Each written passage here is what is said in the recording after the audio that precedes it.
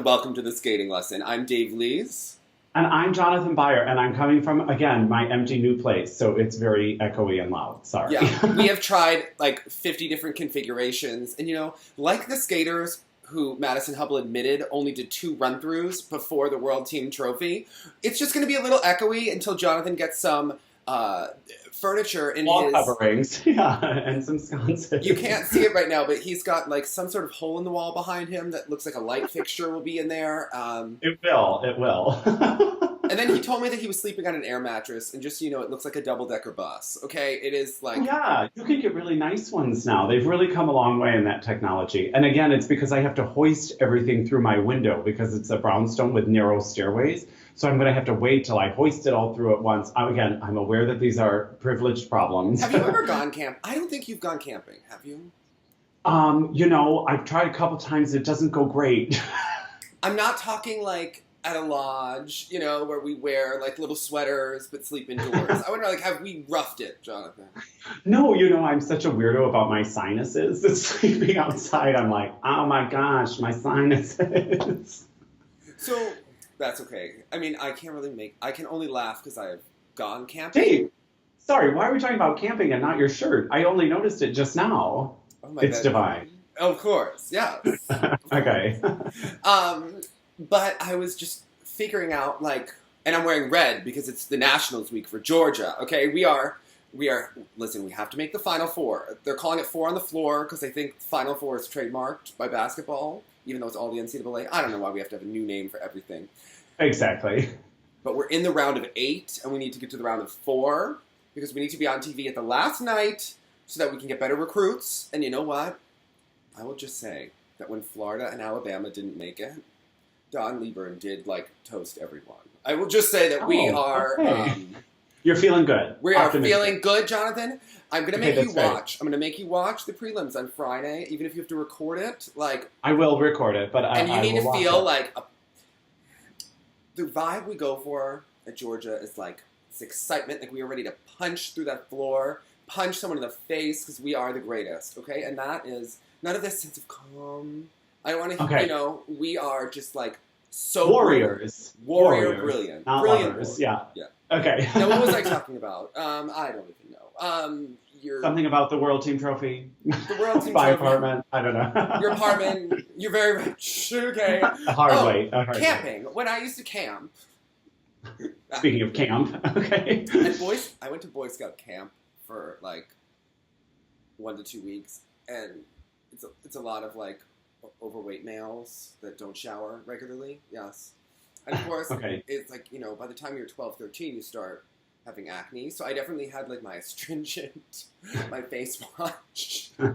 You were particular. Everyone else was camp. like, what is that? And we should have known then. Okay? Dave, we did. We did. We did. But, it is what it is. Listen, amazing. I made it through because I was a valuable member to the team. When we had like swimming relays or anything, like, we won on our team. Okay, our troop won. All right? So, Great. And I don't even know, like, did we win anything? Like, what was the big deal? I don't know, but The thrill of victory. It was a thrill, okay? Remembering that pressure was, in that moment, a privilege. It really was. All right. Okay. So the World Team Trophy, in a place in Japan that looks like a bad word in English. I don't really... It sure did. I had to look at it a couple times, and I was like, I think I'm going to avoid trying to pronounce that one and just say, yeah. We already know you're going to have 50 people, explaining how to pronounce it. Thank you in advance, Evan Perelstein.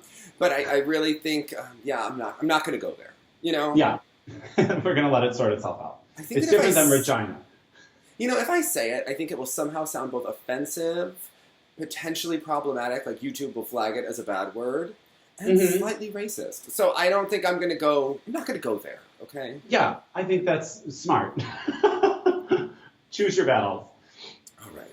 Well, speaking of battles, the ice dance was a little bit dicey for me. The judging, the competition, it's all really setting up next season, and it's a little worrisome, I think, for... Can we talk it out? Yeah, because I have a lot of questions for you as my ice dance guru. Sure. So We knew that, obviously, the stationary lift was an issue for Hubbell and Donohue at 4 continents, right? Yes. Now, some people claiming this has now opened the door and blah, blah, blah. I think that was nothing but an isolated incident, and someone was trying to begin to question them from a judging standpoint. I don't see any actual change in their actual quality, like from there to Worlds, per se. So, okay, I think we're talking about a lot of different things, but let's have this discussion. Yeah. So let's have a broader we're going to discussion. talk it out. We're going to talk it out. Yeah. I think things that have been happening against Hubbell and Donohue have been happening throughout the season. Okay. Now, there's the skating and there's the politics, and both have issues, and they kind of interplay, right? So the Russians have been making a push, and part of the way you make a push is you talk up your team and you compare and contrast. So I was looking at it being like, what is Julin pointing to look at? And that was my question for you, because they have redeeming qualities. I'm just curious when I see the free dance, which for me does nothing for me. Okay. The Russians. But the rhythm dance is more successful. But I'm curious in the free dance specifically, what it is I should be honed into that are their selling points. So I'm going to try to say this in a way that's like very politically correct and very like fair. Okay. One thing that I will say about Hubbell and Donohue just in general is that when I think of them, I think of their overall skating, right? I think of the power, the feeling, This year's free dance, I don't think really creates pictures as well as some of their free dances like did in the past. They had a lot of very iconic moves in the Beth Hart free dance last year. Remember when she did the split, kind of like hanging onto his boobs? Moments. Moments. They were real moments, They don't really have specific moments in this free dance, and actually, part of it is them and part of it is the material, and I really like them as skaters, but I think something that's happened this season, they're both very strong physically, right?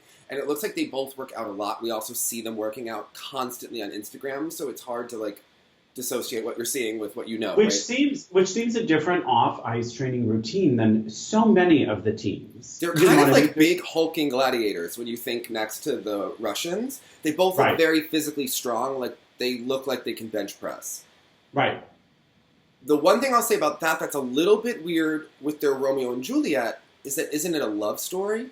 Yet, like, their Romeo and Juliet is more of a battle the entire time, from the beginning to the end. Yeah. Like, I think that Juliet is going to sock someone in the face. You know, like it... Which is what I'm saying. Like, I think it's such a tremendous quality they have, and instead of embracing it this year, they kind of fought it. So if they embrace that gladiator strong, powerful, intense, important, epic, like this whole kind of thing, if that drives their free dance next year, I think their unique strength can actually catapult them safely back into the number 2 slot. Yeah, here's the thing. It's going to come down to music, and I want to talk about that too. So the way that this interplays, it's a little bit weird in their skating, and I was looking at the World Team Trophy, knowing that they've only done 2 full run-throughs, so they're going to be rusty and shaky regardless.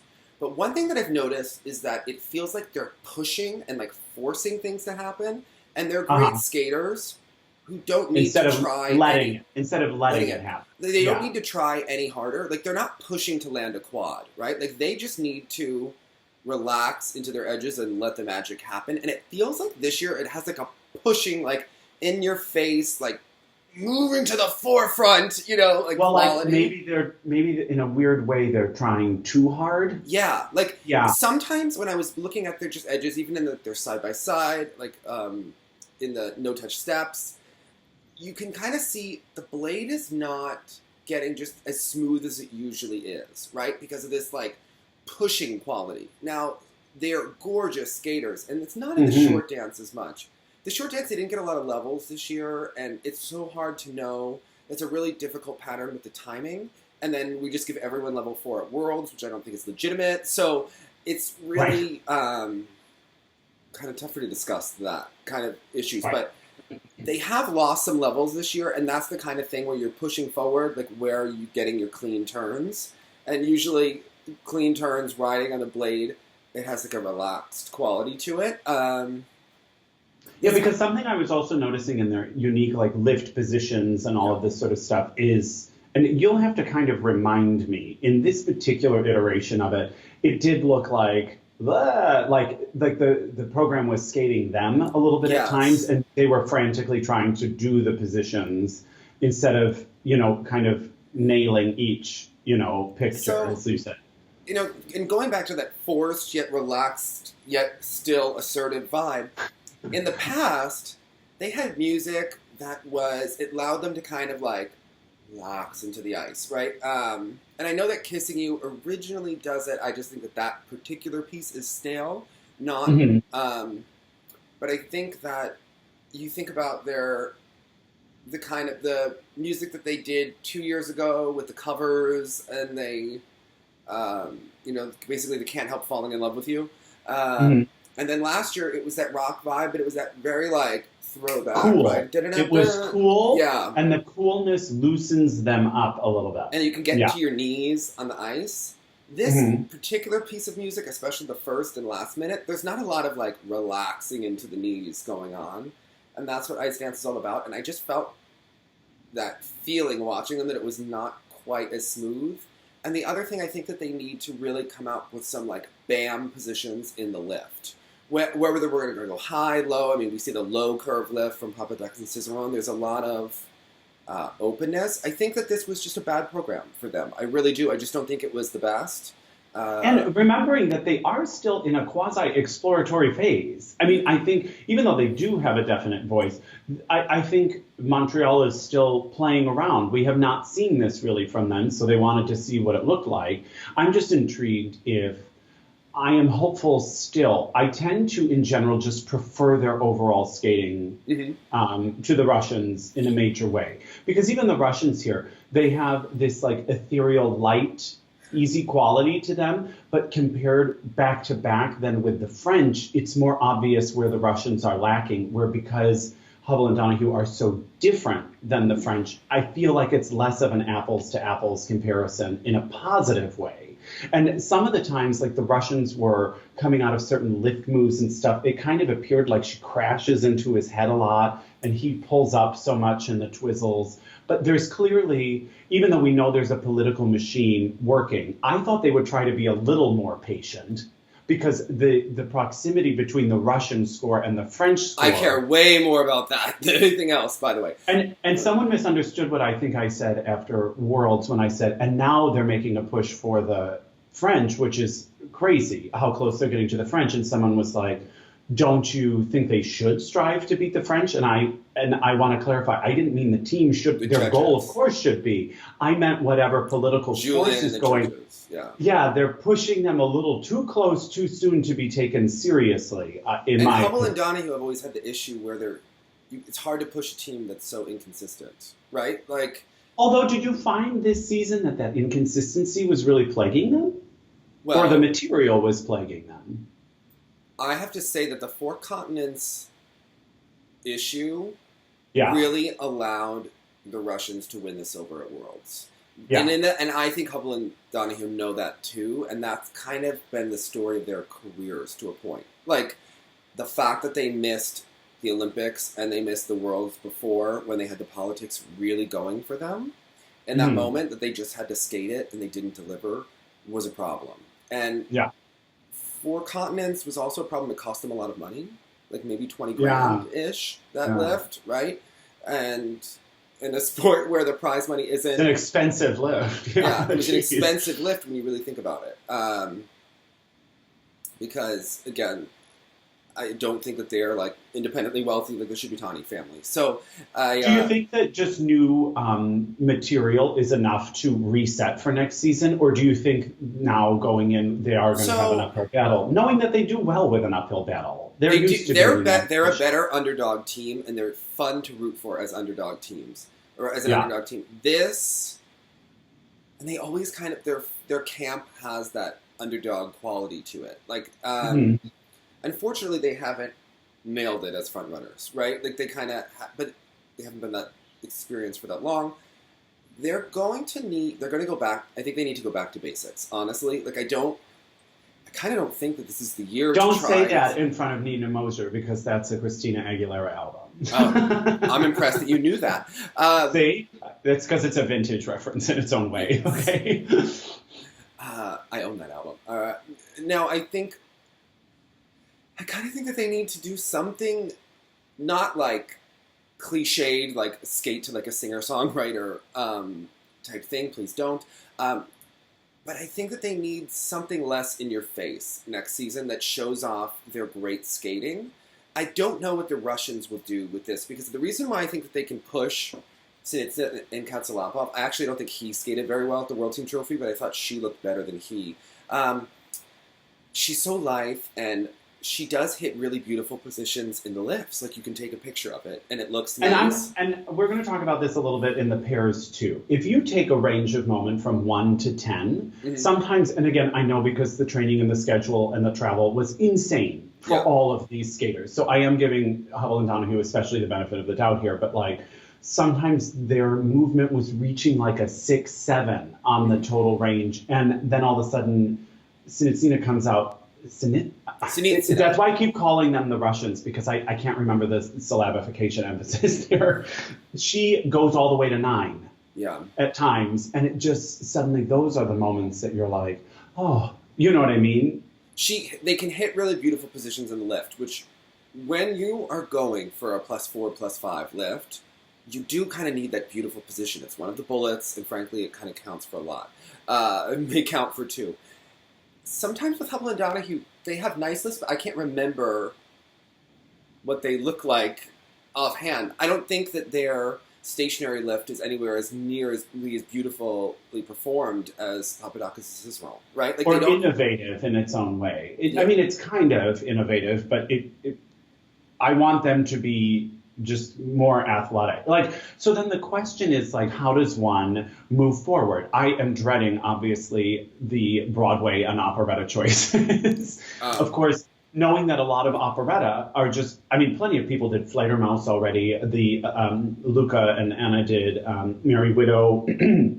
There are plenty of waltzes that can be done effectively.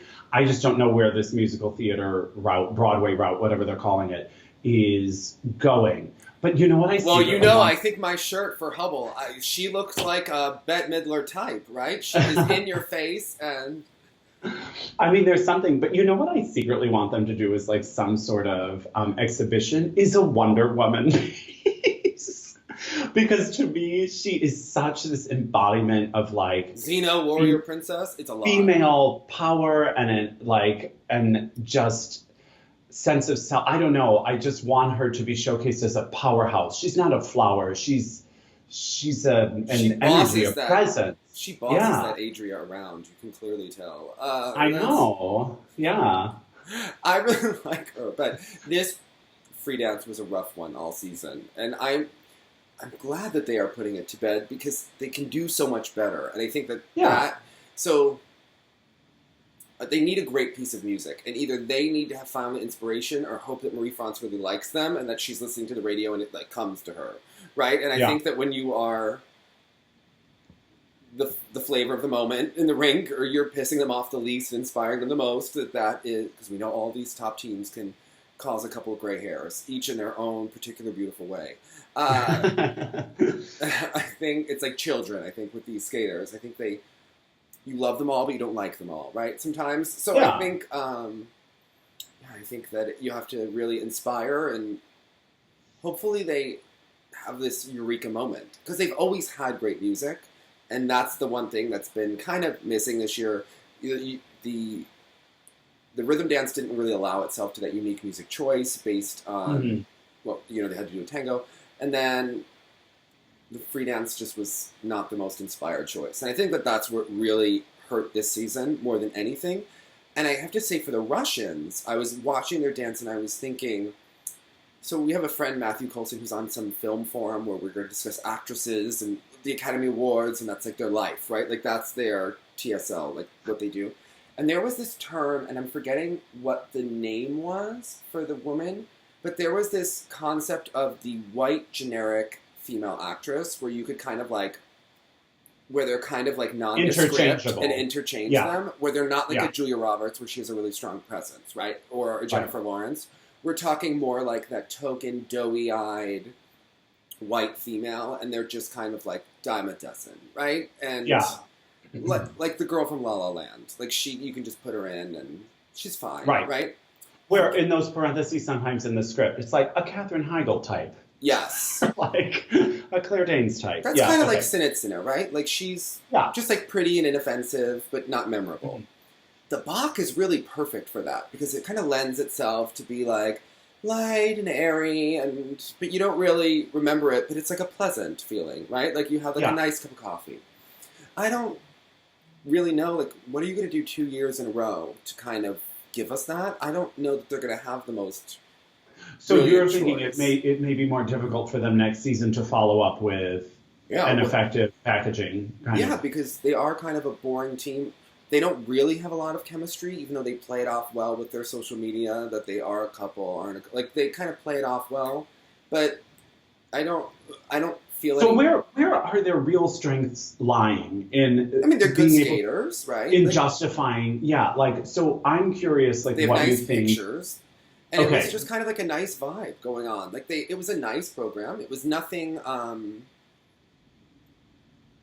I think they are consistent enough. I didn't feel as long as he. Can you give me a single skater or like some other like pairs team or something that just so I can understand an ice dance? Like they have a nice ride of the edge, right? Like they have a nice ride. It's kind of smoothie. He was herky jerky though here. I thought both in the Twizzles and in some of the skating. And this especially, he was pulling the whole. I think he's often high on his shoulders. He can get into that kind of forced. Hubbell thing, but he lacks control. Like when he goes off, he gets high on his shoulders and is like stumbling, like all over the place. I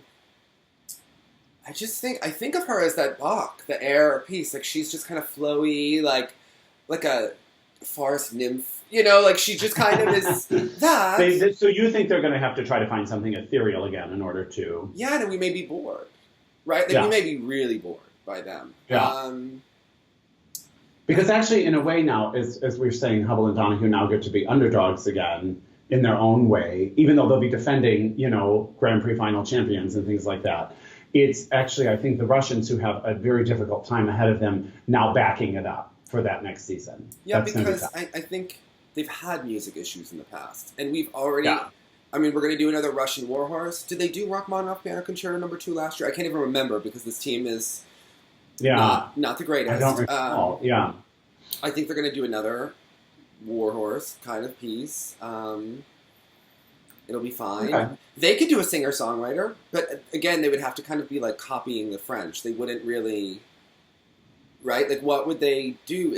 To me, they're a very derivative team. It's not. They don't have their unique point of view, like he did with Ilyinik. That was a very interesting point of view because she's a very distinctive performer. Yeah.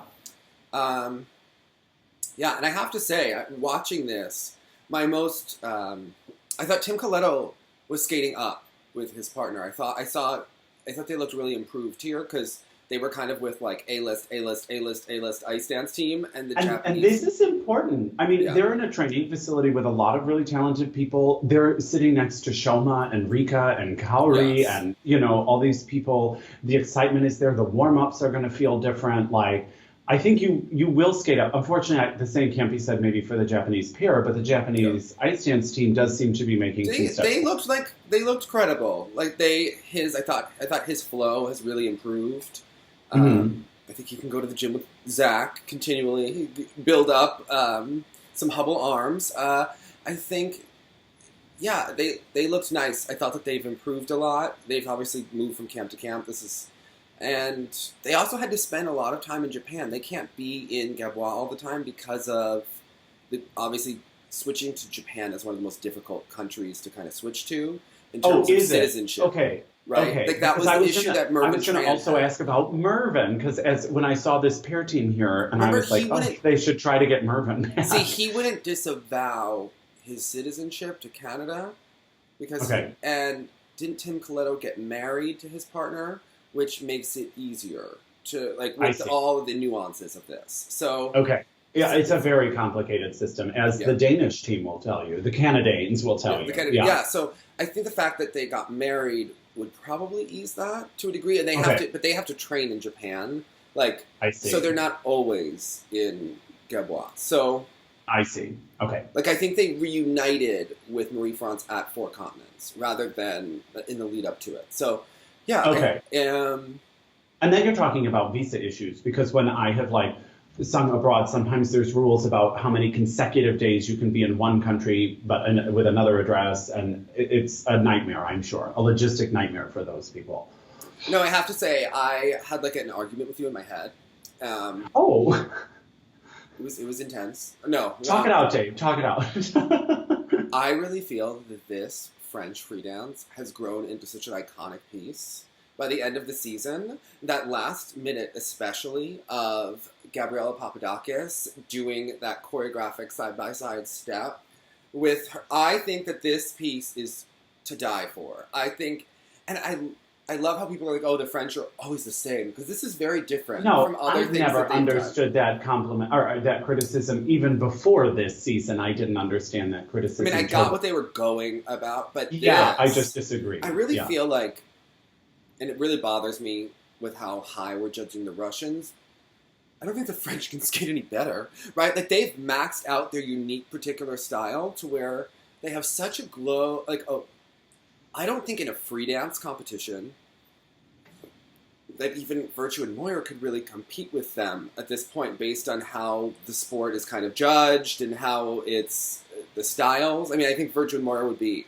producing fantastic performance, but I feel like Papadakis and Cizeron really own the free dance in modern day ice dance. Like, it is so them, right? Every year. Give Virtue and Moyer that credit. Like, they were at the peak of their abilities. They were right at the right time, showing their highest technical content with the most they could do. Well, the French are still kind of learning and still even kind of finding their way. Really, I think what I'm trying to say is they've really kind of shaped the way this modern direction of skating, and Virtue and Moyer were from a different direction, and they came back. Whereas, this, obviously, the music choices influenced Aliona. Obviously, they interviewed Kévin Aymoz. You could see their influence even with the Wicked Game. Their kind of, vibe that they're bringing to the ice, this vision has really moved. And that's what we talk about. People ask us to clarify sometimes when we're talking about important skaters or historically important skaters. And I believe Virtue and Moyer are very important skaters, but I think they are from a 100%. More traditional North American type view, whereas this French view, it's with the and remember, they're of a different era. Yeah, and a different. And they pushed all of that forward to create that era. Yeah. And now we have kind of a pendulum swing, and they really are the face of this new era. Yeah. That's like you're saying, goes over all disciplines. Yeah, it's a different era. It's different eras of the sport, right? And I think Virtue and Moyer are grand dames, and we really saw it in the rhythm dance, the short dance. I think that's where you really saw their unique quality, especially last year in that Hotel California section. But I have to say, when I watched them in the free dance, when I watched Roberta Cizeron, I was like, they're absolutely the best. You are just goddamn. Fabulous. This is, and she is so strong, and I love that they're still so motivated. Yes. You know what I mean? They are still churning out, really high quality content that gets even better each time. I think they're going to have modeling contracts after the Olympics, as they should. And I was going to say that the thing that they have going for them on North American TV, we love our fluff pieces. Mm-hmm. Think about how much better their fluff piece is going to be when I imagine Bob Costas or Tom Hammond, who will both probably be long gone, but being Terry Gannon being 4 years ago, they came to win. And you just see her dress flopping. And the dress. Yes. Right? We'll have all barely forgotten that even happened. And you can slow-mo it. Slow-mo the dress coming apart. It will be such a greater story for them. All the newspaper articles and everything, I think it will make the victory so much sweeter. But, to me, But you're saying with the PCS, we're outscoring a little bit, like even for the great, and I understand it's all about the relation to one another, but at this point, like we cannot say we had like the 5 best performances we've ever seen in the history of ice dance. Like they're getting a little ridiculous. You know how I feel about scores and that they're right. ridiculous with this whole system, and we always have fans being like, oh my god, can you believe Nathan got this? That's a Patrick Chan score for PCS and blah blah blah. And I'm like, girl, get a hobby, okay? Yeah. Because it's in relation to this event, for sure. And they must be informed that the idea of season's bests and world records and astronomically high scores. Come on. Yeah, because everyone was getting all these like inflated scores here at basically what's an aftershock event where everyone is like on tired legs and just trying to do one last hurrah, you know. So, and you have this entirely energized crowd.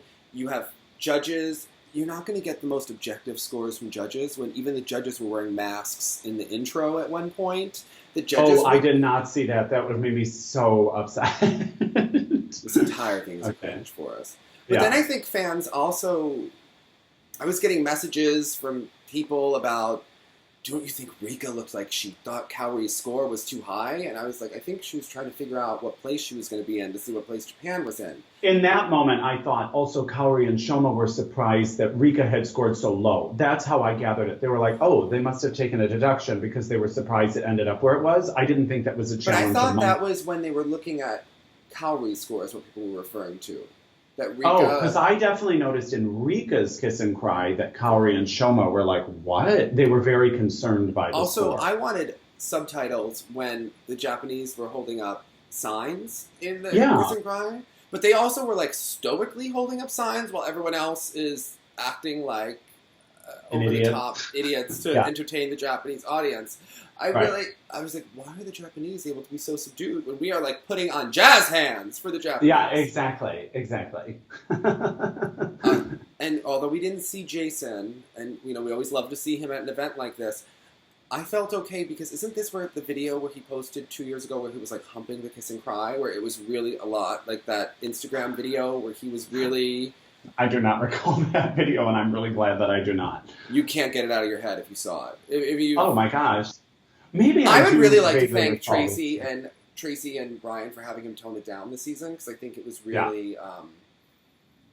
it was a sign that things were getting really out of control. And maturity really came at the right time. It was a lot. Right. It was too much to overlook at a certain point and be like, oh. Right. It was like Richard Simmons on New Year's on QVC. It was a lot. Like, hi! And he did like the glittery... In general. Yes. Just no, but okay. Mm-hmm. Yes. So bring us into the next discipline. Well, I'm trying to think, is there anything else from the ice dance? Oh, Weaver and Poge, again. So there's some feeling unofficial rule. We don't know that Skate Canada actually made them choose between getting funding or doing the Thank You Canada tour. Like they wouldn't be able to skate internationally and do... I think that's terrible because I don't think, again, like we've mentioned earlier in the season, I don't think that them not being on the Grand... I think them having been on the Grand Prix would not really have changed their placement. It would have maybe helped play it, but I think that their time has come and gone. Like, they've had their time, and that I'm not even meaning it like we all have our time. Right. We all phase out of this eventually, and people get bored of you when they see you from year to year to year. And they've never developed a super distinctive identity. Right. I kind of think that I don't see them going past 2020. It was so funny because someone said, well, they'll probably want a medal at a Home Worlds. And I was like, Home Worlds? The girls from Texas, they train in Hackensack and Detroit. Home Worlds in Canada. But that's a big ask for them. I mean, it's a big ask for anyone at this juncture. Like, I think it's a really difficult prospect for them to be near that medal stand. Of course, we've yet to see the material for everyone next year, but I think that's a pretty... It's going to be tough. Yeah, it's not going to be an easy field. Especially because there are some teams that I think will move forward. I imagine Chocolate Bates will be moving forward with another year behind them. So, yeah, it's going to be difficult. It's a tall... order. I don't think it's impossible. A tall order. And then, interestingly enough, the Italian, the little guy, I mean, they're right behind him. in their own way, even though I don't respond to their material as much. But they're there. They're getting a push. No, I have to say, I was really impressed that Vanessa James could still fit into her catsuit, because I was thinking, if I knew that we blew our one chance to really be world champions, where the door was just wide open for us, I was thinking that from the time between Worlds and World Team Trophy, I would have been in bed with my sweatpants on, Ben and Jerry's, watching Grey's Anatomy on Netflix, and probably wondering where it all went wrong. Yes, probably not seeing the light of day for a while, weeks, right? Okay. Like, I'm gonna pull up my notes here because I wrote some on my phone. Even the Russians are only making one mistake per program now, and it's like a hand down. Are you kidding me? Like, what is our moment? But here's the thing about what was happening with Vanessa and Morgan in the short program. I had forgotten. I'm a sucker for how handsome some of these Paris boys are. We know and you like Morgan, yes. Morgan, but really always Team Matteo. But here's the thing. I forgot. I was Team Matteo. You were Team Morgan. Don't until I saw Matteo stretching it in person. Okay. Then it was all changed forever. That's lecherous, sorry. I forgot that there used to be this kind of icky vibe from Morgan. Sometimes he was kind of standoffish to Vanessa. Sometimes he would kind of scold her a little bit, seemingly. Well, he is French. Yeah, but you would never see Guillaume do that to Gabriella. I know, they're different, though. Guillaume looks like he doesn't even work hard to, skate so well. He's just I'm just amazing. About it. Yeah, just naturally so. But have you ever seen him in an interview? He's, the least exciting person ever. He's I am just good looking and a good skater. I can't, I just skate beautiful, what to do? But I get naked on clouds, and if you make jokes. I remember that photo. But this was, unfortunately, the vibe kind of came back for me in this short program, and something made me very sad for Vanessa. I mean, obviously, there were some issues in the short program, but the vibe felt very uneasy to me for them. And I was happy to see them kind of reclaim the more current vibe that I'm used to in the free program. And I wanted to talk about this with you also because we know that sometimes, they have the physical run-in with the Italians at Worlds. And maybe as a result of them kind of being the only big fish in their little pond in Florida, right? They probably have ownership of that ice and right of way all the time. And I wonder if that's actually also part of the reason they take up so much space in a positive way when they are skating their programs. You know how we used to say this? Wait, but didn't someone tell us that they're always in your way on the ice when you're skating? Yeah, we do know that about them, but probably not so much intentionally as they're just not as accustomed to watching out for it because they're not in a place like Montreal or Colorado where you're sharing the ice, with all these different pairs teams. So, but they do take up so much space when they're skating. It is so open and big, and I can't help but wonder if that's a part of it because remember, we always said the Swiss skaters were so good because they had such little ice to work on that they had to work on these smaller, things like spins, and they could never take up the space because they never had it available. Was that always a factual story, or did they just invent that? I was never. It was a bit of fluff. It was a bit of. Isn't everything in skating a bit of fluff, right? Exactly, but that's because we'd see these incredible spinners, and then they'd never leave center ice for the whole program. So, but I wondered if that was a part of this, but. It brought some magic back, and I think this kind of competition, like you're saying, Dave, depending on how your worlds went, it could be a nightmare, or for some, it was all about redemption. And obviously, we'll talk about that in the ladies' event, too. Look, after age 30, I don't think that I could fly to Japan for Worlds, skate there, go through the emotional ups and downs of the end of the season, fly back home, and then fly back to Japan.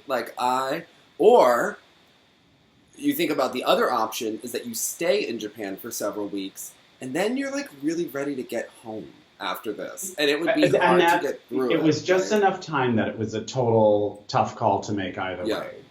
But I was surprised they weren't invited on Stars on Ice. But I guess maybe it's not just a pair-heavy event for them. I don't know. I would have thought they would have been a shoo-in for that guest list. Well, they might not be IMG, right? Oh, and they may not be the right agency, because Megan and Eric are IMG. So Yeah, that gets into like what agency you're with. But anyway, otherwise in the pairs, more Towers and Marinaro. It was a better outing than Worlds. They did have an issue, the jump in the free. A tough short program, though. That was tough. And this was another one. You know, you're seeing people's patience wear thin. And Kirsten Moore-Towers is a star, and she's doing her job. And I would only imagine. It just is frustrating because you know your partner is doing the best that they can. I do believe that Michael is improving and that Michael is really doing the best he can, but that vibe was tough after the short. It's also tough because then you get, again, we talk about the ceiling of each team. Where is it going to go, right? What is their ceiling? I'm not sure, right? You get to that problem. Ashley and Tim, they've made it to the World Team Trophy. They've made it to 9th at Worlds. How much higher are they going to go? Again, some surprises. They would have to get a different lift if they want to compete with the top teams. If they don't do, that would be very difficult. The lifts, and they can't be making errors on like triple sows and stuff like that, you know, because she does have a good jumping quality. So I don't know what happens there, but they often under-rotate in competition. That's just they just can't afford any errors because they're just inherently going to start at sort of a deficit, you know.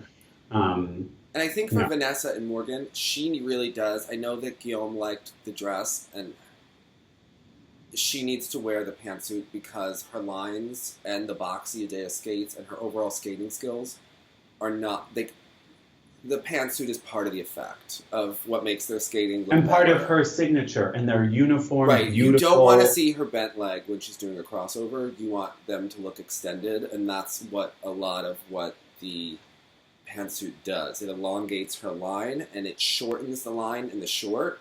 And even though they make mistakes in the short, I really don't like looking at her in the dress. I have to tell you, like, really, the whole thing bothers me. Especially because it looks like there's a dangle leg going on sometimes when they're skating. Yeah.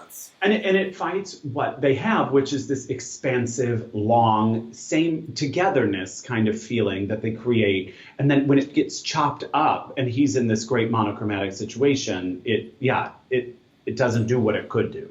Yeah. I think it was the wrong look. But I love the entrance to the death spiral in the free skate. Yeah. I do like that. And I love the entrance to the Saukow in the free skate. I thought that was brilliant by Charlie. I thought that was really brilliant. And I hope that they work with him again. I think it was really I do too, because he really got it right. And you know, there's a moment when they in their first lift position where like the power he lifts her and she totally hits that position perfectly with the music. It's the exact right choice at the exact right time, and they deliver it to its fullest, and it's just really exciting. Now, the one I need to talk out is my boyfriend Matteo and that woman he skates with. No, I'm just kidding. You really should skate with Deanna, don't you think? I would. Yeah. I've heard that the Federation loves her vicariously through her. Yeah. But I think that he should skate with her. Don't you think? Like I would just like how Andrei replaced his partner with Valentina. I think we should just swap her out. You know, just let it happen. Yeah, make it so. And you know, because Deanna didn't get to go to Four Continents, they could compete at Worlds next year because it would just be perfect. We would just swap her in, and maybe she would land more of her jumps than Nicole ever did for the last. Yeah, but actually, it's Matteo who's making. You know what? Stop apologizing for all the skaters. She was a hot mess all year, Jonathan. Okay. I thought some of the jump, she landed her jump in the short, didn't she? It was him that kind of. Congratulations, one time. Okay, let's when it didn't matter at the World Team Trophy, we're not even competing for the money. We know our team from Italy is not going to do well. You know, right. So what is it? You split $200,000 6 ways if you are the winning team? I don't know if that's how that works. Does the Federation take a cut? I was told the Federation does take a cut, and so does you get double taxed. But it's substantial money. It's why they all go. That and because if you are you sharing it as a team, or are you? Sorry, I keep moving my. So for this computer. one, it's shared by the skaters and not discipline. That's better, don't you think? Yes. Although I suppose if you were a single skater, if you were Nathan Chen and you were like, I won how much just by breathing, and do you think Ashley and Tim deserve the same cut as me? Are you kidding me? No.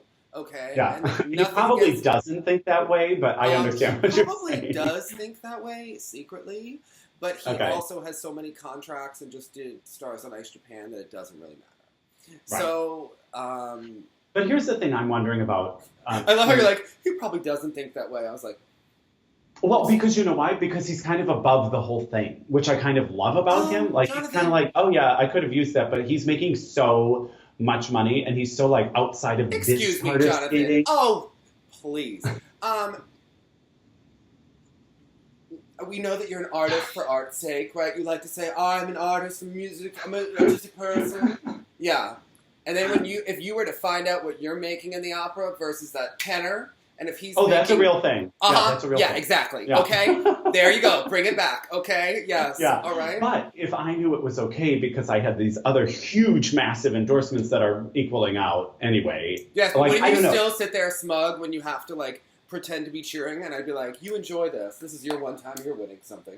Like, think about it. You see Team USA, like, getting a gold medal, and you're like, how many more gold medals are some of these people going to get? Not many. Right. Yeah, exactly. It's like, Sameka and Kiniram, Olympic medalists. Jeremy Abbott, Olympic medalist. Ashley Wagner. Bradie Tennell. Yeah, all these people.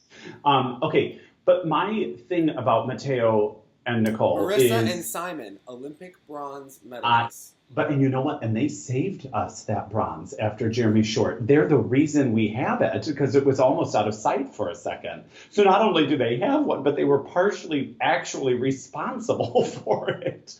It's crazy. I want the real story from Yuka Sato on what happened. I think one day when she is done having therapy over that month of her life, we can all debrief. Like, I would like the real, like, what did happen there? Like, what? Right. He can do the quad, and all of a sudden it became a stop, drop, and roll situation. It looked like he had never attempted it before at the Olympics. It was like, what is going on? After they had gone so beautifully at Nationals. Like, literally, like, had the performances of his life. Like, looked like he was Robin Cousins in 2014, and then went to, like, Surya attempting a quint. Like, I don't know what was happening. Like, Amazing. But wait, hold up. We all need a therapy session, because then the mother was, like, really forcing that, like, rising from the bullying, from the ashes narrative, and it was a lot. It was a lot to take in, and we were like, wait, but can we talk about, like, what happened as a family? Like, what? How did you go from Boston to... Or even the practices. Remember, Tatiana Tarasova was like, I'm sorry, Jeremy is, like, exquisite on these practices. Like, these are, like, gold medal winning quads I'm seeing, exquisite programs. And then she's like, but then the minute it starts, she's like, I don't think any coach can save that. There was a whole thing about her commenting on it. Well, that she had seen even in the practices that, like, was so incredible. When you see him skate live, and it's, like... magic. Yeah. And it really improved over time, I have to say. Mm-hmm. Yeah. So, because I remember I saw him and Johnny skate in the same show, and you talk about different eras. Johnny was on the tail end of his era, and Jeremy was rising up, and it was like Jeremy wasn't delivering in shows quite the same way yet, but you were like, wow, okay, interesting. Yeah. Yeah. Quite frankly, even when I saw Patrick Chan and Jeremy back-to-back, I often preferred Jeremy's edges in general, but that was maybe... And they were both falling, so you could really compare them. So anyway. Oh, really? It was an even Stevens kind of situation. Here's the thing about Matteo and Nicole. Just because I root for them because I just think he's hot. And there's got to be a reason we watch them besides that. And right now, I don't know what it is. I don't know what their angle is. Why are we rooting? The muted costumes suck. They have costume issues every year. And they're chopping up everything. There's a color here and a color there and a short this, and they don't match each other, and it just creates even more visual clutter. And then they go to Nina. They go to Elton John for their artistic. And the music is wrong. Like, I know, I understand that they used to be roller skaters, but they're skaters now through and through. They need to go to Marie France, and she can do something with them. And then go to Matthew Caron or Lisa McKinnon, and... I think right now they're striving to be Zabiako and Enbird instead of striving to be Morgan and Vanessa in program content. Yeah. You don't want to be Zabiako and Enbird. Like, that's not the goal, okay? No, it is not. It is Joan of Arc? Really? Are we going for that? Although they did pretty well for themselves here. All things considered, Zabiako and Imbert, I mean. But just like revisit your statement. They did well for themselves. Like that's like you're already setting the bar lower, right? You're like, well, they did. Mm-hmm. Given their material, you know, they good did. For them. Good for them. That is so patronizing. Like, yeah. I mean, to me, again, they're always good at a for disadvantage. you, Lucinda Rue. You know, like, we never expect to see you do a triple Lutz, but good for you. Okay. That's right. That's right. Exactly. Oh, that's not. That's all I had on. That's not how that was originally said. Exactly. No, it was definitely much more enthusiastic. It's been a long year. I'm very like. I know, and then when you see an event that's so frivolous and trite in its like kiss and cry moments, like you saw even like Nina Mosier, like when she was, I think, sitting with Ashley and Tim, was like, what is happening around me with the American team, like. So unless I really needed them, yeah, the Russians really didn't know how to do this kind of event. This like when Nikita is your team. Although Nikita started stripping and like taking off his shirt, and I was like, what is happening? And it was a whole situation. We need Olynyk back, don't you think? Like, she really would like... Oh, Bobrova had a baby. Good for you. No, I'm kidding. Good for you. That was so random. I was like, oh, yes. Okay, yes. Yeah, just speaking of that era of Russian ice dance. Okay. Yes. Yeah, it was an event. It was an event for the men. Vincent had the skate of his life.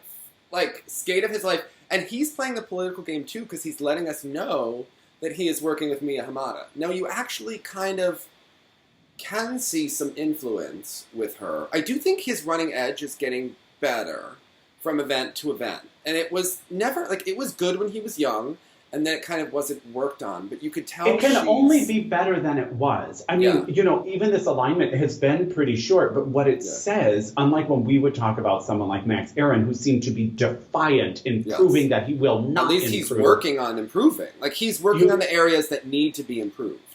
And seeing her at the boards doesn't mean it's necessarily better, but it lets you know that this is someone who is, but it's mainly letting you know he is going to work on it. And if there's anyone who could help you eke out and point the toe so you don't get the under rotation, it is Mia Hamada, okay? Yeah. So it's kind of brilliant for someone that has that hook issue that he has on a lot of his jumps. And she saw it. She saw that hook in the short, I think it was the combo, and she saw, you know, the whole audience goes nuts, everyone's thrilled, and then you see her face and she's like, ugh. That's how I always am when I see it, because you can see that this boy can clearly get around 4 times, and it's something little in the technique that needs to be changed. Like, it's not like he's born an under-rotator. Like, this is something that needs to be that can be adjusted. It's unlike like, perhaps the Stochoko. Yeah. Are you not pulling it early enough? Like, you can tell Vincent has the ability. Some of it is the rhythm going into the jump, some of it, but it can be like, you know, you need to go in there and figure it out. And I don't believe Tom is the one that, like, is going to know about the ride of the edge going into the jump with the, like, yeah, okay. So. Yeah. But it all seems promising. Again, PCS scores way too high. Come on. But again, it doesn't really matter because it's about the way it places now. And I don't think any of those kinds of numbers will really carry through. And but Shoma gave it to him on a silver platter again. Shoma was having the skate of his life in the beginning. Literally a silver platter. Okay. Silver. Because he won silver. Silver Shoma. You know, like that's. He was skating so well, obviously doing 2 quad flips, just up the comments on our videos. That were incredible. Yeah. Incredible, I thought. I thought, oh gosh, this is the one. This is the performance we wanted until it wasn't. And you know what? Do you think he hates himself deep down? Is there something going on? Does Shoma need to sit on the couch and have a talk with a good therapist about, then I get that you're throwing in the kitchen sink, but this is kind of... That's what it is. It feels like he's throwing in the kitchen sink. Yeah. Yeah. Like, you're literally just, like, seeing what's going to land. And this was not the time, I mean, I guess, but you actually had a good skate going, and then we have to do the triple axel quad, and the quad was tilted from the start. Like, really? And here's the thing. You see someone like Hanyu do it so effortless. Excuse me, it's easy for me to say. But he doesn't do a triple axel quad. Like, he's doing a quad triple axel. You're like, that's really, yeah, I suppose. But this kind of thing, even though we've seen it, even on Instagram for Shoma, it was always kind of like, ooh, yeah. Like, it just kind of made it. But the Aliev one, seeing it so effortlessly, but like that late in the program, that tilted on the weight, I was like, there's not a weight, and Shoma lets it fall. Like that, it did not look like it felt good. I think Shoma is someone who's gotten so far ahead, right, to where he isn't skating by sheer force, determination, I'm going to make it happen. But it's at the point in his career where he can't, like, he can't fight himself. Like, it's his own worst impulses and instincts that he's fighting against, throwing all of this stuff in, that he just can't do a consistent program, ever. Right. Yeah, and that's, it's tricky because he does so many beautiful things. And I just don't know what to do. Now, what I did kind of love was this side story where Maé-Bérénice Méité, I forget, I need to see her name in order to figure out how to pronounce it. Yes, she has a Shoma crush. And all of her posts would like, she would just like find Shoma on her Instagram stories and zoom in with like the hearts and like, oh, send it to her. And I kind of love the idea that this could be a relationship. Shoma frustrates me because I love him. In the same way that Alexa, like we love Alexa and she frustrates us from time to time because we love them. Yeah. I'm very excited to see what kind of direction they go in for next year. I'm just trying to see. He had a swagger in the beginning, but he was swagger. Yeah. He was wincing by the end of that program. And it's someone who's like... Well, hitting the ice hurts. Like a mother, okay, when you're doing a quad and falling the wrong way. Sorry, now that I've choked it out. Okay, so there's something masochistic almost about his approach into some of these jumps, which you kind of love from an athlete standpoint, that he is all or nothing, and he is hurling his body into the air, into these outrageously difficult combinations that no one else is doing here. But then your body's going to take a beating. But it's a performance, not a high jump where you're landing on mats, right? Like it's... Yeah. Yes, it has almost a gymnast feeling. And you're talking about him almost like, this idea. So the high jump is in track and field. Correct. The vault. The ribbon. Do they do the ribbon still? No, I'm just kidding, Dave. But I wonder if he's also always ahead in his mind. Clearly. If he's actually rushing, like also, and that's the result of that. Because again, I'm just such a fan, and I want to see it all line up for him. I was thinking that he would look good with Benoit choreography. He is someone I would like to see with Benoit choreography because, Takahashi is already like his older brother in my mind. But I think that maybe he should go to Takahashi's coach. I wonder about. He clearly needs a big change, and he clearly needs a different coach to guide him. Like, clearly what he's doing is not working, right? Like, it has definitely plateaued. Even though you may throw in quad flips, I think that we're kind of just more of the same. He kind of needs, we're ready to look at him new. He needs Mama Tarasova to cook for him in Marlborough, Massachusetts, and like, Shoma, you are the greatest skater on the planet, And in talking about dreaming big, this can be an iconic person in the sport. Yes. And right now he's just like consistently around 3-4, 2, 3, 4, 5, and this is someone who could really be making a run for an Olympic gold medal, I think. He is a better skater than Vincent, but he is not a better competitor than Vincent. And that's right now. Yeah. Yeah. And some of the height Vincent was getting on those quads was very impressive. And I have to say it was nice to see Nathan take off the gas a little because, and again, you don't have to hate Nathan because you love Hanyu. And a lot of people on Twitter seem to disagree with you. A lot of people disagree, yes. Just don't tag me on it because I don't care, actually.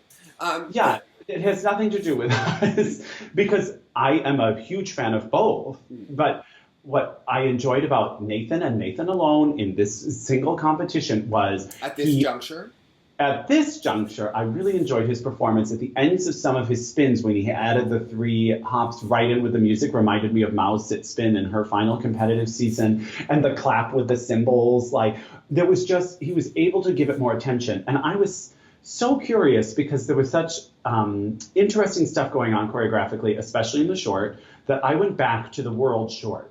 Because I wondered if it was always there. And some of it kind of was there. It was just half-heartedly completed, and some of it was full-blown omitted at Worlds because of the jump content. Yeah. And so here, unfortunately, it was an argument for, I don't know. And again, he didn't water it down completely. He still, was throwing in a quad in the short and such. But I saw so much more detail and nuance because I think Shea is so interesting. And again, this isn't about Nathan specifically as much as it's also about Shea's ideas, which I think were very cool in this. And he went back to the vest, and it was kind of a whole thing. And I just found it very enjoyable, much more successful, perhaps. I never kind of got into the long.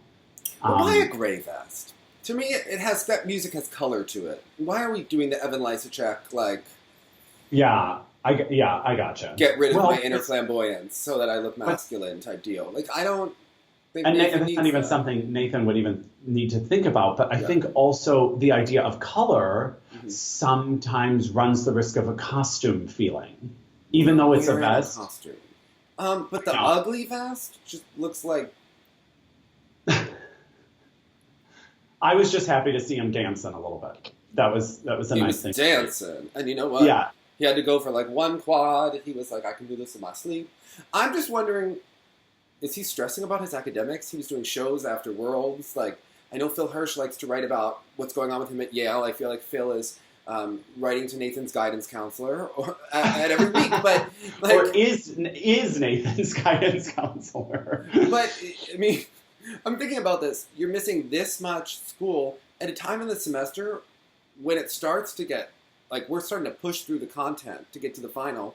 Are we a little stressed? Like, and again, I know that everyone pretends who's been to Yale that no exceptions would ever be made, but this is a high-functioning athlete that's still in the prime of his career. Listen. And I'm sure this, from pre-Worlds to now, was pre-negotiated and they figured it out. And now in 2019, you know how to complete things if you have an internet connection. Look, like, if Hanyu never has to go to the World Team Trophy because he's always injured, I don't think Nathan should have to go either, but it seemed like he wanted to go here. That just makes me so confused. And like you said, he stayed over. So it did make sense. But then he went, Phil said that he went back and then came back. And I'm like, what are we doing? Like, what is going on?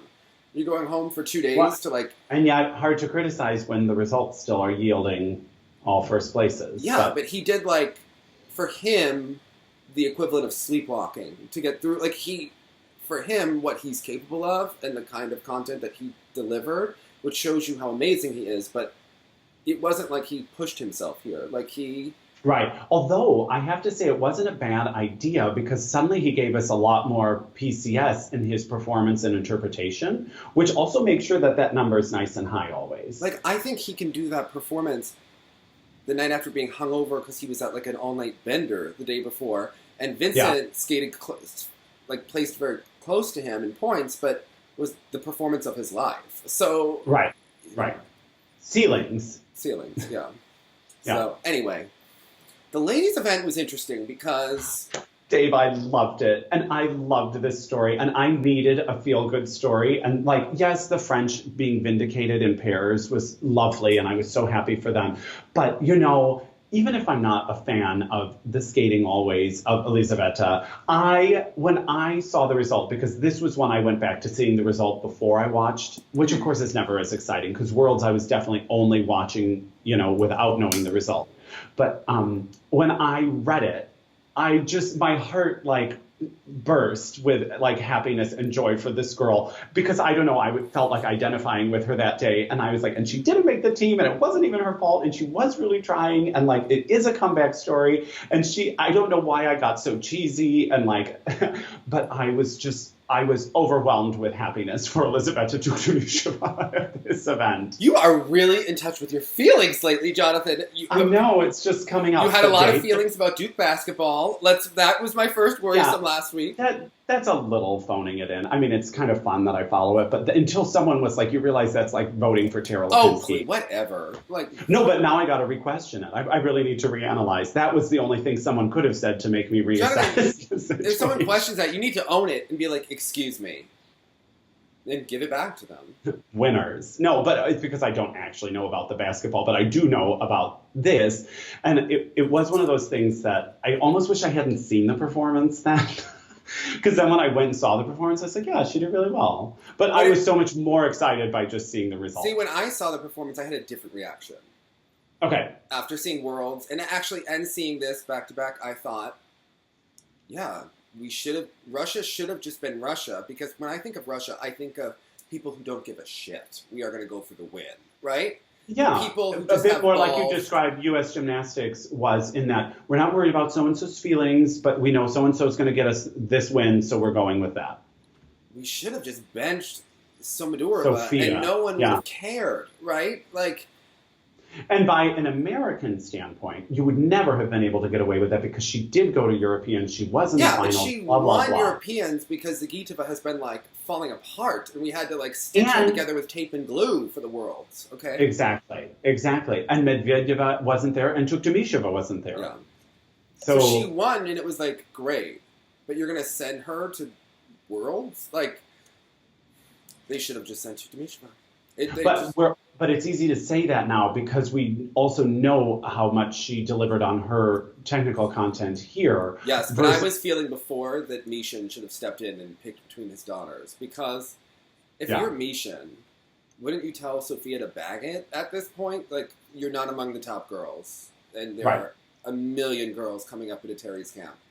Well, in a way, it felt like a last-ditch effort on both of their parts because of either age or because of who's coming up. But I bet there was a lot riding on this for her to prove herself and to kind of do that swagger thing she does off the ice. And I just thought this will go one of two ways. It's either going to be an epic success or it's going to be an embarrassing failure. And I was thrilled. I was thrilled for her. Yeah. She is a because it could have just justified it all if she went and had a rocky time. She was not going to let that happen. And I loved that she didn't. But now, mind you, the triple axel, especially at the start in the free skate, was so lovely, great landing position. But, before it, she's doing some kind of mystic arms or something. And listen, I understand. This is like singers and high notes. Sometimes you just bail on all of the artistry right before the high note to make sure you get it. It's the same idea as a jump. So I understand. Your calling card is that triple axel. You dumb it down and make it simple beforehand. But come on, you could do the arms like 15 seconds before that with a little more intention. But it's very Mishin because so we're going to, after we finish the 2002 pairs, which you didn't text me back about. I know because I knew those videos. And I think actually you and I are in complete agreement on this one, but we'll leave it a secret. Okay. For the 2002 men, I went back to rewatch Plashenko's long, because it's the one we're doing after. He does nothing before those jumps. Literally nothing in Salt Lake City. I forgot how bad that program was, because he had a good program the year before, but there was literally nothing going on. I mean, this is a very Mishin type strategy. Approach. But I have to say, the Japanese crowd really allowed Tuktamysheva to look amazing because it was all about energy. And a lot of times when these scores get inflated, you're in front of a packed crowd with people wearing like multicolored pants and hats and scarves, wigs and judges wearing masks and costumes. It's going to allow itself for these scores to just fly up because no one is in their serious rational mind, right? That you're in a different mindset because it's a fake event. Right? Like, it should be scored out of 10 rather than out of... Right. That's exactly right, Dave. And the problem is they're not changing the content. If they were doing show programs, it would all lend itself back to those World Professional Championships type vibe. See, I really think that they should do a competitive short and an interpretive free here, and it would be way more interesting. But who's going to come up with all that? So they can come up with an exhibition. They're competing for 20 grand or 30 grand. You can come up with it. All right. Vanessa and Morgan had how many months off between Europeans and Worlds? They had how much time? They can come up with an interpretive free. Too much time, maybe. Yeah. Okay. Let's not feel so bad for them. Okay. Okay. All right. Okay. Pasha can come up with a Madonna program. You can come up with your own, all right? It'll help you. Tis true. So, I think it was... So, I don't remember where I was going. Like Elizaveta. Yes. when she was giving us bamboozling us with her arms. With her arms, my favorite line. The crowd from the Japanese crowd was clapping in unison. It made it very exciting. And then she gives more energy in response to that. So it kind of elevated it. Because when she skated to center ice to start, she did have a look like she wanted this to go really well. You just saw a seriousness, and I couldn't tell if it was her focusing or maybe it was a bit of nerves, and the magic of a Japanese audience completely started whooping and hollering and being so amazing. You saw her actually kind of come out of that dark concentration and kind of own a moment. And I was just like, I love everything you stand for. She was out for blood, okay? Yeah, I kind of loved it. Well, she was out for the respect of a woman scorned, okay? She was competing for something more. It was more than just about the event. Yeah, she won more than the World Team Trophy that day. She was like, look what you did. Look, you Russians, you idiots. But really, her anger should be towards Mishin, being like, see, you should have had them yank that other girl from the rink. She can't even do Christina. We tried. Don't you think that Elizaveta could do Christina much better? I bet she could really get Christina's kind of base. Yeah.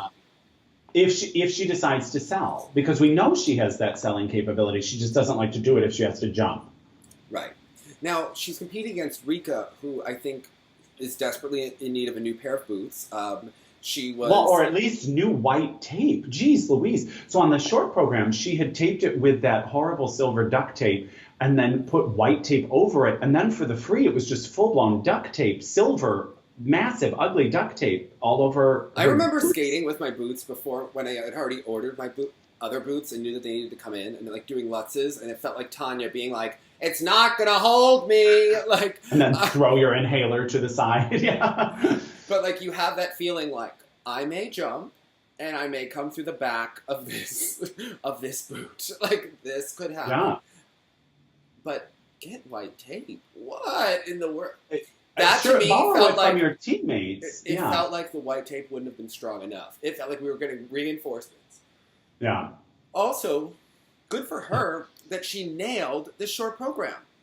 That has been the bugbear this season. Of course, it's an event where now we have like no pressure, and of course, like great, you did it when it didn't count. But interesting that in the free skate, it just looked like the exhaustion and everything else just kind of came apart. Understandably so, yeah. Especially some strange falls, like on the Lutz toe. That was a very unusual fall at the end of that toe. But isn't it interesting? Don't you think that Mia works us to the inches of our life, and at this point we are just tired? We need a vacation. We need to eat. Mia Hamada, stop. Just need to nap for a couple days. I feel like, do you think Mia Hamada like shames her skaters about like they're not working hard? I feel like, what kind of a tyrant is she? Well, she's tough. We've heard she's tough. Now, I don't know about with Rika, because there seems to be, and like with Satoko, that kind of response from her to me means there is enough respect in place. Yes, but she's a drill sergeant. She's a taskmaster. That's very clear. Yes, I agree. But the interesting thing read the quotes from Danny G? Like, we're gonna need to like break down this interview as much, like how problematic it is. But did you see that Fran, who does the videos, was saying that he said that how lucky Sherbakova is that she can eat 2 pieces of shrimp and be full. She's not as obsessed with food as the other girls. And you were like, oh my God. Like, now you know all the Russian apologists are going to be like, I can eat 2 pieces of shrimp and feel full too. That's fine. Why are you picking on her? Honestly, because I'm jealous, because it makes 2 pounds of shrimp for me to feel full. Jeez Louise. And then I've eaten all the cocktail sauce as well. Because it's clearly like talking about problematic eating issues and going into of course.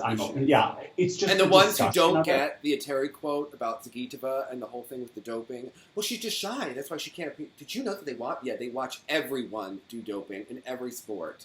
Welcome to competitive athletics. So this whole like, let's feel bad for everyone. Yeah, because Eteri has already said that she doesn't let them drink water, and if you're reading from interview to interview, you start to get what's going on. People, and that's why you should feel bad for them. Yeah, but here's the thing about Rika: there has been inconsistency, kind of throughout, but somehow it's a kind of inconsistency that doesn't bother me, and doesn't make me feel like. Okay, but I still feel like hopeful that like she's not necessarily a head case. It's not necessarily a technique problem. It's not necessarily that she can't compete. Like, I still feel okay about it. We'll give her 1 season of a pass, and next year she has to win. Yeah. I think next season is when it could start to be concerning. But for some reason right now, I'm not concerned because I kind of see that something's in place. It's the World Team Trophy, which we don't really care about. Japan was in no danger of winning at any moment. Right. So, right. I mean, look, Hanyu didn't go. They were in no danger of winning. Okay, right. like... It's true. They really needed him if that was their goal. Yeah. The other boy was skating, whose name we forget. Keiji Tanaka. Come on, that one I know only because he's been around long enough. I know his name. I was trying to make a joke. I know you do. Anyway, Bradie skated really well and actually beating Kaori in the free, who had some mistakes. That was good for Bradie, and it shows you how much higher Bradie would have scored if they had just used that jump layout throughout the season. Unfortunately, it's what I was thinking the whole time because it's so strong and both of them were so good and got nice, plus GOE on it, that it could have created a totally different momentum for her. Look how quickly the judges were able to boost Tursunbayeva and pretending that she's now amazing in skating skills and everything just because she had that quad and like a couple good skates. Had Bradie been consistent, think of how well they could have sold her throughout the season. And even with Wonkova, when you do 2 Lutz toes, you are going to get some boost of credit there. I mean, in more than just the point. The perception of you becomes totally different. And we kind of even forgot that maybe that was even a possibility for Bradie because it had been funky with the loop. But I think this is incredible. So I was looking closer at the Romeo and Juliet this time. And I think, yes, now it's time to abandon Benoit. And let me tell you why. Because a lot of this angular stuff she's doing also is limiting the movement of the blade, especially at the beginning. It's these short, choppy, weird things, and it was kind of getting to me a little bit more this time. I want to give her credit because what's happening is very different than what was happening last season. But I think I will be fascinated to see what they have learned about this and where they go with it next season. I think they're going to use Benoit again, unfortunately. I think that they're just... And I think he's great for other skaters. I think it's working for him in Kaori. I don't think it's working here. Unless maybe he can kind of reassess. Like, you don't have to make the same apologies you may have had to have made before. I don't know. I was looking at... He's so artsy. I was like... He has that program where Jeremy looks like a drug dealer or like a bank robber, where he's like in the like. Have you ever seen that where Jeremy's like in a hoodie mask, like skating? Like Benoit is artsy. Yeah, it's a bit more avant-garde, and it's unfortunately, like Aliona said, she's like a lot of times people can't pull it off properly to actually make it look how it could look, and so. I just think, she has merit to her arms. There is something that can be done there. And I just think if someone gave it the right thing and gave it the right consistent attention, it could go much farther and help her. Yeah, we'll have to see. I'm wondering what is going to go on in the future, but I think some of these skaters need to kind of go on a nice vacation and then back to the drawing board. But see, like, what kind of skater do you think you would be, Dave? Because I think I would be one of those that, like, as I'm skating a short program at the World Championships, because I've qualified, by the way, that I am now already on to next season's music and what I want to do next. Well, I think the problem is that you have to start thinking about the music earlier because you don't want to get into a problem where you don't have any ideas when you get to the end of the year. That's kind of when the it's worst time thing. To start. Yes. Yeah. If you're starting your journey already behind because you're brainstorming. Yeah. Skating, you kind of have to think 6 months ahead. Like, you always have to be thinking ahead. Unfortunately, even though you have to be now, you also have to think what you want to do next. So if you get in that position where you don't have an artistic idea or music or choreographer you want to work with, they all get booked. Then you can't find the piece of music when it feels forced. So, and then you wind up skating to Kissing You, and it all is just... It's what happens. It's what happens. Now, I'm interested also in Mariah Bell here. Mm-hmm. Sometimes I wonder about energy management. Like, it must be so difficult to, like, surge that energy when you have, like, a cluster of jumps in the beginning, and then we're stepping it out, and then we have another cluster of difficult jumps. And you could kind of see that. I thought maybe she was really tired. She was landing a little bit forward. She was a little kind of finding her way into it. And then all of a sudden, after like one of the later jumping passes, she woke up and then suddenly was like surging with athleticism and speed. And I was oh, okay, she was literally conserving all of that performance energy because she felt she needed to in order to get the jumps out, I guess. But it's such a difficult thing because I fear so many judges have judged your PCS by now. They do, and they've judged her for the last 5 years. You know, I mean, you're not just going against today's thing, you're going against everything they view. Yeah. Her inconsistency is a problem because she has the lower technical tariff, so she really needs to be consistent every time if she wants to compete with the higher level. That's kind of the problem with her ceiling, is that if she's not going to get the consistent triples, she needs to be clean every time, and that's kind of her cross to bear with that, because she is going to get the points on her performance. They need to just spend all the time on the skating skills, spend time with Shea, and just spend extended time creating something fabulous, and then be consistent. Because I think for her, I think it's going to be hard to really upgrade a lot of the technical content and be consistent all the time. Right. Yeah. And I think for her, you have to worry about being a placeholder when we have these young skaters, but then also know that the young skaters could be injured and that you may be the one in a couple of years. So you have to kind of progress steadily. Yeah. I think she is a lovely skater, and she seems like a delightful young woman, especially coming out of the trauma. I think she's handled it well. Ultimately, everything. That I think she really has, and she's maintained seemingly positive about it. So that's really nice. But if I'm being totally honest, I'm not on the edge of my seat waiting for what she does next season. And I know that many people are. And just for me, it doesn't quite draw me in. She needs great music that's very popular and crowd appealing. There's a part of me that thinks she's a bit Sinitsina in that way. She's more than Sinitsina. She's like a Celine. She can put on the Celine Dion music, but she's not going to inspire the most unique. The next generation of skaters. No, that's just not who she is. She's the pretty girl. She's the nice show. And she is. Yeah, exactly. Which is delightful, but yeah. Oh, also, Danny G said that he's not going to use war horses for Zgitova next year. I'm still waiting to see if she's really going to compete after the... And also, can we stop pretending that, like, Phantom of the Opera is a war horse, Danny? Like, come on. Well, in skating it is, unfortunately. Which is terrible. Yeah, okay. I got with that. In skating, it's that one CD that everyone seems to have. Yeah. Right, exactly. And there should be a crack in it. Whatever. Yeah. I don't know. We'll have to see what she will do. I have to say, I'm excited to revisit Salt Lake City with you, Dave. I am very much looking forward to that. I am ready for it. I have my notes. I wrote down notes for the top two and have to do the rest now. I only did the top two free, but I really, I was like, I see snow flying on those crossovers. I had to yell at someone who just thinks that someone is inherently better, and I was like, but you have to look at like the actual... You have to look at the product, actually, before you can assess whether it is better or not. Yeah.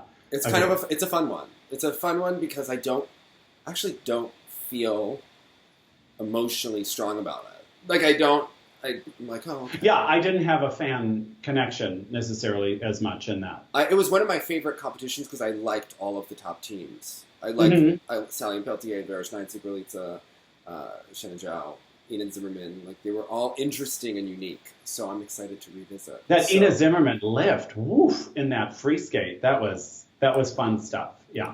So, anyway, we want to know, what did you think of the World Team Trophy? What should these skaters be skating to next season? Wait, Dave, what is your moment of the week? Or moment of the World Team Trophy? Papadakis and Cizeron, and the fact that it was over. I mean, I really am not a World Team Trophy person. I'm sorry. I hate this event.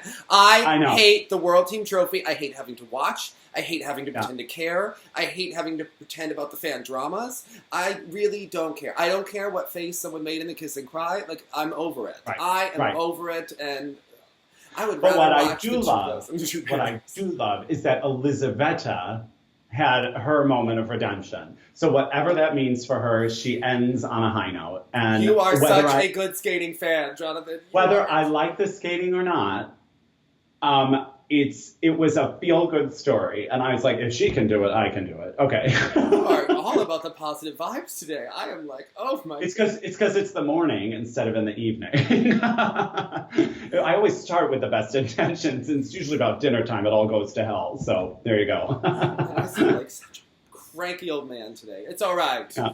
Okay, no, we're good. It looks sexy. Bye, guys.